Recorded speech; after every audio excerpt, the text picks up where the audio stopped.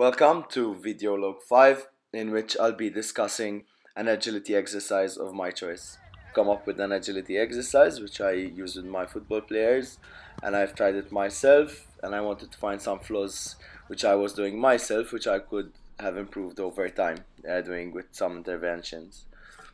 This exercise in particular is one of my favorite because it challenges mental quickness as well, and as we all know, it's the component you can improve more, because obviously the physical ability can be improved but for agility, but the major improvements are seen when you're working on mental quickness, so you're challenging the player to think fast. So on performing the drill, I could find the first flaw, which was I was keeping the center of mass quite high. So you can see my hips are quite high, and obviously it wasn't helping for balance, for change of direction. The second flaw, major flaw, was my side step, so I wasn't pushing in the opposite direction of where I wanted to go. So I wasn't producing enough force. Over a couple of weeks, I've tried some interventions, and this is what happened after the interventions. So I was keeping my center of mass much lower, and I was pushing in the opposite direction. And obviously I was performing the drill in a quicker time, and even against the same opponent I was managing to get a better result. So here I'm approaching the marker really low, and I'm pushing really evidently into the opposite direction and driving the other knee and the direction I want to run in.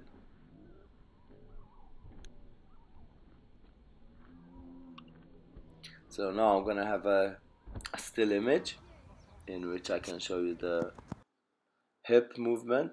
So now you can see my hip is way lower, so my center of mass is lower, so I can balance myself better, and my ankle is pushing in the opposite direction much better than before, and driving the knee quite high.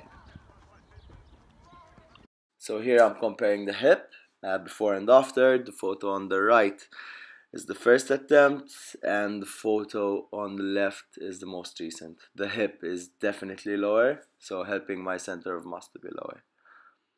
And this one is showing the step in the opposite direction, again showing improvement and helping me to produce more force. Following, I'm going to be showing you the interventions I was practicing to improve the agility drill itself. So here's the first intervention exercise, an exercise which is helping me produce a lot of change of directions, in which I have to touch the markers. Therefore it's forcing me to get a lower center of mass. So then obviously it becomes a habitual thing when changing direction. This exercise can be progressed having an opponent, so I have to react to their movement, whether to start from the right marker first or from the left, which could be a good progression for later on. So I've realized I was struggling with deceleration, which is one of the most important thing when changing direction, because you have to decelerate quite quick to go in the opposite direction.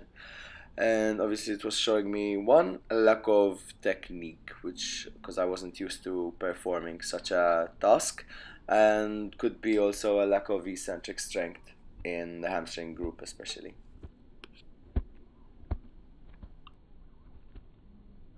I've also started introducing some muscle activation work in the warm-up. So for example, crab walk, as you can see, it's starting to get the muscle groups I really want to use in the agility exercises. So from the physical point of view, it was quite an easy task to improve. But from the mental quickness side of things, obviously I have always needed a partner to train with, and that is where the difficulty comes, because obviously it's not always available there. I hope you enjoyed my vlog on agility, and thank you for your attention.